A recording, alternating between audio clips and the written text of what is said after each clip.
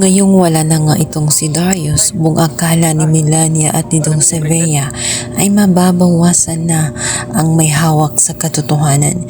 Ngunit sa ginawa nila ay unti-unti namang nagkalapit ang totoong magpamilya, si Chris at Roselle, dahil nga sa anak na nila na si Tyrone at maging itong si Belle.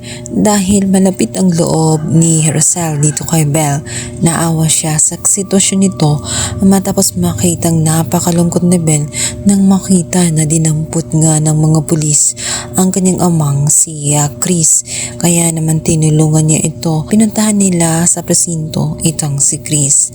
Dahil doon nakita nga ni Bea na tela magkuklose nga pamilya na inaasam nga nitong si Chris. Alam niya na ito ang dahilan kung bakit nawasak ang kanyang pamilya, dahil mas pinili ni Chris ang kanyang mga anak at si Roselle laban sa kanya. Kaya naman lalong nanggigigil itong si Bea, at ayon sa kanya ay nararapat lamang umano na makulong itong si Chris, kahit alam niya sa kanyang sarili na ito nga si Chris ay walang kasalanan. Ang tanging may kasalanan ay siya at iyon si Milan. Kabila ng kanyang mga pinagsasabi, hindi naniniwala ang kapatid ni Chris na magagawa niya ang bagay na pumatay, at alam niya na set up lamang ang kanyang kuya at may gumawa nito sa kanya. At yun nga ang inaalam nila, kung papaano nga nakarating doon ang bracelet nga nitong si Tyrone.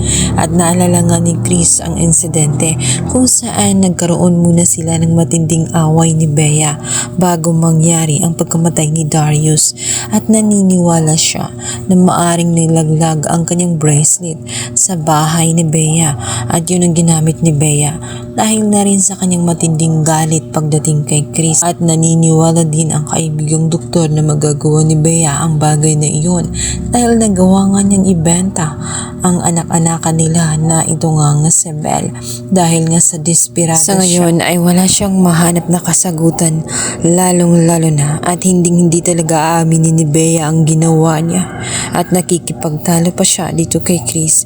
Ayon sa kanya ay natutuwa pa siya na makulong itong si Chris dahil karma umano yun sa ginawa niya sa kanya.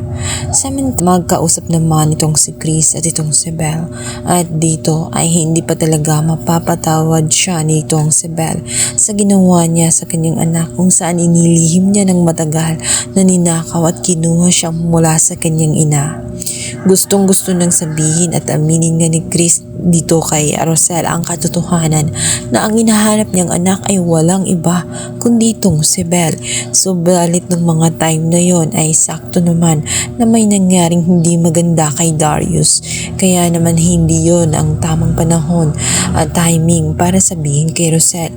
Subalit nangangako siya sa kanyang anak na si Belle na gagawin niya ang lahat na masabi ang katotohanan kay Roselle matapos lamang ang sitwasyon ni Roselle ngayon. Samantala, hindi rin ganun kadali para kay Belle ang kanyang sitwasyon, lalong-lalo na at alam na niya ang totoo. Nagigilty na rin siya tuwing nakikita niya ang kanyang totoong inang si Roselle na labis na nalulungkot at talagang desididong mahanap ang kanyang nawawalang anak. Gayong nasa harapan at nasa tabi na niya ito, gusto na niyang sabihin, subalit natatakot siya. Ayaw din niya na makulong ang kanyang. Sa kabilang banda, si Tali naman ay talaga namang nilalaso ng kanyang ina na itong si Melania. Nakita kasi nitong si Tali na tela naging magka-close ang totoong magpamilya, ang totoong magkambal at ang si Chris at itong si Bea. At ipinaparamdam ni Melania na kapag nangyari yun, mawawalan siya ng pamilya at mawawalan sa kanya ang kanyang ina at kapatid dahil naroon na nga itong si Belle. Kaya naman gagawin niya ang lahat, sisirain niya ang pamilya na totoo. Hindi lang yun, tuturuan pa niya ito na gagawin nilang dalawa para bumagsak ang negosyo ni Madam Jacinta. at mawala ang yaman ni Rosel at ni Tyrone dahil sa oras na mae-etsapuera siya ay hindi niya hayaan na tuluyang maging masaya. Subalit hindi magtatagumpay nga itong si Tali dahil unti-unting malalaman ng lahat ang lihim na kanyang ginagawa sapagkat nakita nga mismo ni Belle sa kanyang mga mata na siya mismo ang kumukuha ng pera sa cashier counter. Kaya naman agad niya itong pinasundan kay Rosel at dito nalaman ni Rosel ang pinagagawa ng kanyang anak-anakan na si Tali.